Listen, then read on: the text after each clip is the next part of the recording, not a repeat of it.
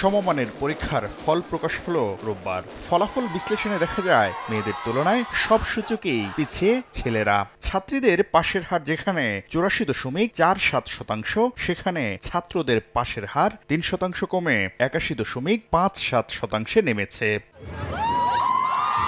GPA 5 প্রাপ্তিতেও বড় ব্যবধানে এগিয়ে আছে ছাত্রীরা। এবার 83,353 জন ছাত্র জিপিএ 5 পেলেও 15,000 বেড়ে ছাত্রীদের সেই সংখ্যা দাঁড়িয়েছে 98,776 জনে। পরীক্ষায় অংশগ্রহণের ক্ষেত্রেও পিছিয়ে ছেলেরা। গত বছরও 81.88% ছাত্রী মাধ্যমিক ও সমমানের পরীক্ষায় পাশ করে, যেখানে ছাত্রদের পাশের হার ছিল আরও 3% কম, 78.87%। 98,614 জন ছাত্রী জিপিএ 5 পেয়েছিল, সেখানে ছেলেদের সংখ্যা ছিল 14,000 কম, অর্থাৎ 84,964 জন।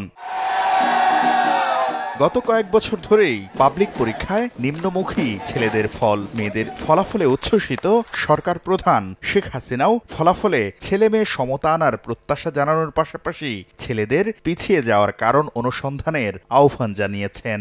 ছেলেরা পিছিয়ে আছে কেন এখন সেটা আমাদের দেখতেই হবে। দয়া করে একটু যার যার বোর্ডে আপনারা একটু খোঁজ নেন কেন পিছিয়ে ছেলেরা। কারণ অনুসন্ধানে জানা গেল তথ্য প্রযুক্তির মাত্রাতিরিক্ত ব্যবহার, ক্লাসে উপস্থিতি ও নিয়মানুবর্তিতার কোনো ক্ষেত্রেই মনোযোগ নেই ছেলেদের।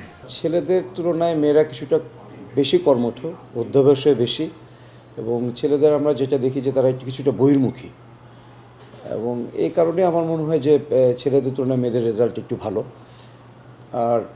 আর একটু যদি বলি যে মেয়েদেরকে গাইড করলে তাদের গাইডেন্সটা নেয়ার মাত্রাটা একটু বেশি ছেলেদের তুলনায়, এটা একটা কারণ হতে পারে। অংশগ্রহণকারীর সংখ্যা কমার সাথে এটার সম্পর্ক আছে কিনা সেটা বলা যাচ্ছে না, বাট ছেলেরা মোবাইলের প্রতি আসক্তি তাদের বেশি মেয়েদের তুলনায়, এবং সোশ্যাল মিডিয়া যেটাতে আছে তাদের পদচারণা আর বেশি, এবং সেইটাও তাদের তুলনামূলকভাবে খারাপ রেজাল্ট হওয়ার পিছনে একটা কারণ হতে পারে। আমার মনে হয় যে শৃঙ্খলার দিকে জোর দিতে হবে, তাদেরকে একটা সুশৃঙ্খল জীবনযাপনের প্রতি তাদেরকে আকৃষ্ট করতে হবে। এবং মোবাইল কিন্তু খারাপ না, প্রযুক্তি তো অবশ্যই ভালো, কিন্তু তার অপব্যবহারটা সম্পর্কে তাদেরকে সচেতন করে তুলতে হবে। বিপরীত দিকে ভালো ফলাফলের পিছনে মেয়েদের লেখাপড়ার প্রতি মনোযোগ বড় ভূমিকা রাখছে বলে মনে করেন বিশ্লেষকরা। এছাড়া বাল্যবিবাহ রোধে সরকারের কার্যকরী উদ্যোগ এবং মেয়েদের উপবৃত্তির আওতায় আনায় মাধ্যমিক শিক্ষায় মেয়েদের অংশগ্রহণ বেড়েছে বলেও মনে করেন তারা। সাংবিধানিক একটা দায়বদ্ধতার জায়গা থেকে আমাদের সরকারের পক্ষ থেকে কিন্তু আমাদের নারীদের সুযোগ সুবিধার ক্ষেত্রে, প্রায়োরিটির ক্ষেত্রে সব জায়গায় কিন্তু আমরা এগিয়ে রেখেছি। বিশেষ করে আমাদের শিক্ষাক্ষেত্রে অনেক প্রোগ্রাম আছে এবং অনেক কার্যক্রম হাতে নেওয়া হয়েছে বিগত 2 দশক ধরে, যেটা খুবই গুরুত্বপূর্ণ এবং ইতিবাচক ভূমিকা রেখেছে আমাদের শিক্ষাক্ষেত্রে। যেমন ধরুন যে মেয়েদের উপবৃত্তি এবং মেয়েদের এই যে আগে যেটা হতো, মেয়েদের অধিকাংশ ক্ষেত্রেই এই যে মাধ্যমিক পর্যায়টা অত্যন্ত গুরুত্বপূর্ণ শিক্ষার ক্ষেত্রে এবং মেয়েদের জীবনের জন্য এটা, বিশেষ করে এই যে অ্যাডোলেসেন্ট পিরিয়ডে কিন্তু অধিকাংশ মেয়েদের আমাদের বাল্যবিবাহের একটা প্রবণতা আমাদের দেশে ছিল। সেখানে কিন্তু সরকারের স্পেসিফিক প্রোগ্রাম আছে, যে কারণে আমাদের মেয়েরা অনেক বেশি বিদ্যালয়মুখী এবং মেয়েদের ধরে রাখার হারটা অনেক বেশি এবং বাল্যবিবাহের হার অনেকটা কমে গেছে, এবং উপবৃত্তি দেওয়ার কারণে আমাদের মেয়েদের অংশগ্রহণটা বেড়েছে। আর সবচেয়ে বেশি একটা স্বভাবগত ন্যাচারাল দিক থেকে আমরা সাইকোলজিক্যাল পয়েন্ট অফ ভিউ থেকে বলতে পারি মেয়েরা আসলে ছেলেদের থেকে অনেকটা স্টেবল, অনেক শান্ত এবং অনেক অধ্যবসায়ী।